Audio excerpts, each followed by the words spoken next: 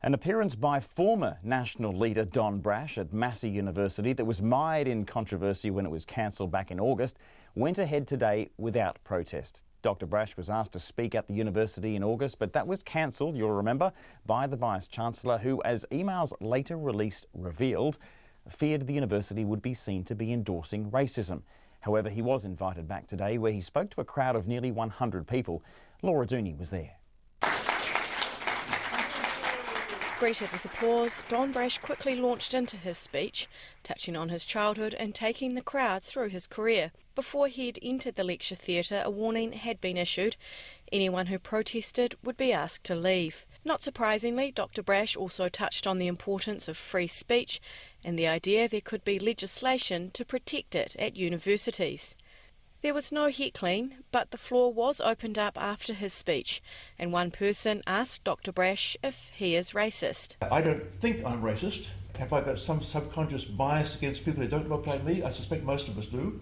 I lived for 5 years with a guy who was Sri Lankan and came to see him not as Sri Lankan, but as a brother. He lived with him for 5 years.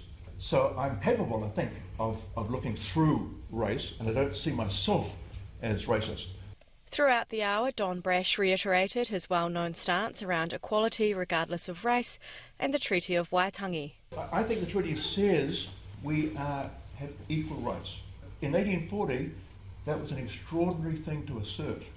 They were asserting to people who were predominantly illiterate, were still widely practicing cannibalism. Hobson was saying, you have the same rights now as I do.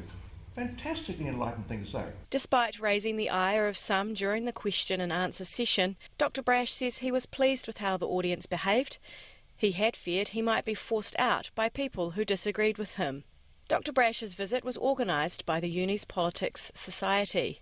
Spokesperson Michael Curtis says successfully inviting Dr Brash back was not quite a win for free speech on the campus.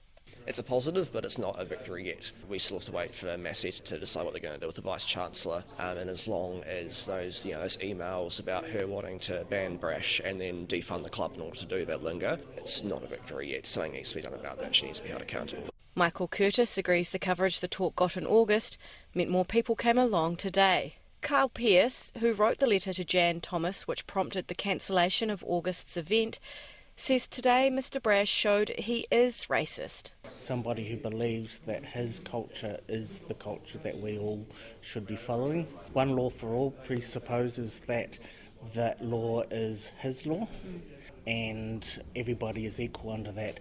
People who had been in the crowd had different takes. Good on you, Don, for coming here and speaking. I thought it was very brave, particularly on the basis that it was probably going to be an ambush. It was very interesting in the sense that right now the three of us have been discussing some of the issues he brought up, and I think, encouraging a conversation is the important thing. And I think it also represents why it's important to have free speech. What made you decide to come to today's talk? Previously, Mr. Brash was banned, so that sparked a nationwide interest, and this time he was allowed in here, so I thought I would give it a try. I wanted to find out what he had to say. I thought Don Brash's comments towards one of the people who asked the question was kind of disgusting and really disrespectful of Māori culture.